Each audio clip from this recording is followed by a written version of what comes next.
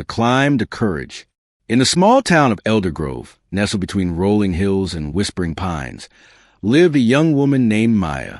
At 22, Maya was known for her quiet demeanor and kind heart, but she carried a weight that few could see. She dreamed of becoming a writer, of crafting stories that would touch hearts and inspire minds. Yet, every time she sat at her desk, pen in hand, doubt crept in like a thief, stealing her words before they could form. Maya's life hadn't been easy. Her parents had passed away when she was a teenager, leaving her to care for her younger brother, Sam. She worked long hours at a local diner, serving coffee and smiles to truckers and townsfolk, while Sam attended school. The money was enough to keep them afloat, but it left little room for dreams. At night, when Sam was asleep, Maya would stare at her notebook, her heart aching to write but her mind whispering, "You're not good enough. Who would read your stories?" One chilly autumn morning, as golden leaves swirled outside the diner, an old man named Mr. Grayson sat at the counter. He was a regular, always ordering black coffee and a slice of pie, his eyes crinkling with wisdom. That day, he noticed Maya's tired expression. "What's on your mind, kid?" he asked, his voice warm like the coffee she poured. Maya hesitated, then blurted, "I want to write, Mr. Grayson. Stories, novels, something that matters. But I'm scared I'll fail. What if I pour my heart out and no one cares?"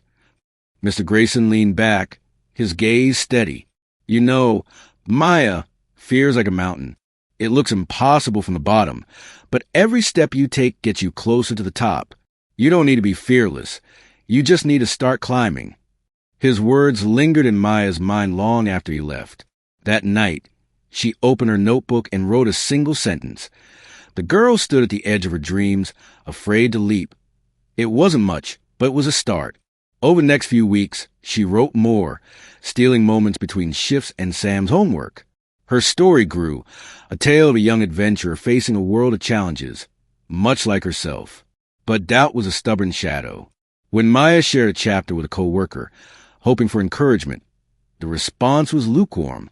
"It's nice," her co-worker said, and Maya's heart sank. She stopped writing for days, convinced she was wasting her time.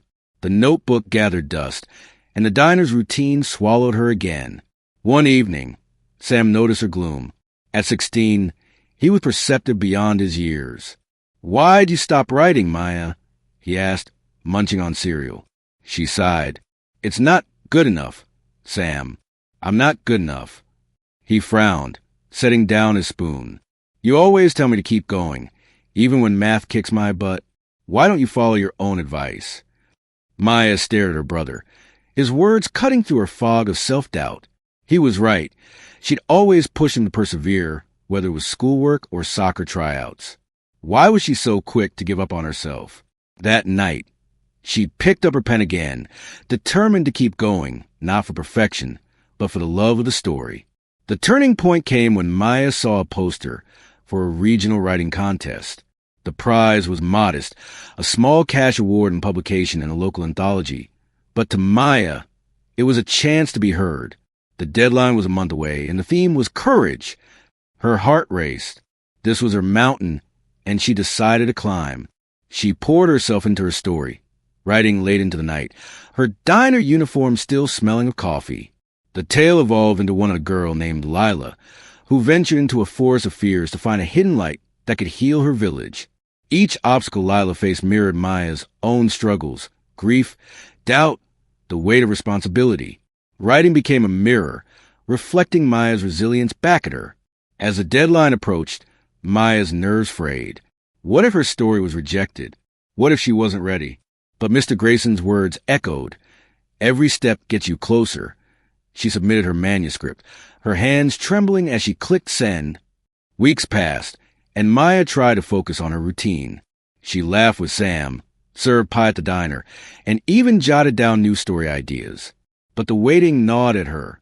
One rainy afternoon, an email arrived. Her heart pounded as she opened it. "Congratulations," it began. Her story had won second place. Maya's eyes filled with tears. Second place wasn't first, but it was proof that her words mattered. The anthology's release was celebrated at a small community event. Maya stood nervously as her story was read aloud to a room of strangers and familiar faces. Sam beamed from the front row, and Mr. Grayson gave her a proud nod. When the reading ended, people approached her, sharing how Lila's journey had moved them. A woman with gray hair said, "Your story reminded me to face my own fears." "Thank you." Maya's chest swelled with a warmth she hadn't felt in years. She wasn't just a waitress or a sister. She was a writer. Her words had touched lives, however small the audience. That night, she sat with Sam, telling him about the event. "I'm proud of you," he said, and she hugged him tightly, knowing he'd been her biggest cheerleader. The contest didn't make Maya rich or famous, but it changed her. She kept writing, not just for contests, but for herself. She started a blog, sharing short stories and reflections, and slowly, readers found her. Some were locals, others strangers from far-off places. Each comment, each shared post, was a step up her mountain. Months later, Mr. Grayson stopped by the diner, his usual coffee and pie in front of him. "Heard you're still writing," he said with a grin. Maya smiled, wiping down the counter. "Yeah, I'm not stopping this time." "Good," he said. "The world needs more climbers like you." Maya's journey wasn't over. There were still days when doubt whispered, when the diner felt like a cage, when the future seemed uncertain. But she learned that courage wasn't the absence of fear. It was riding through it, step by step. Her stories became her light, guiding her and others through shadows. And as she looked out at the hills of Elder Grove, she knew she'd keep climbing one word at a time.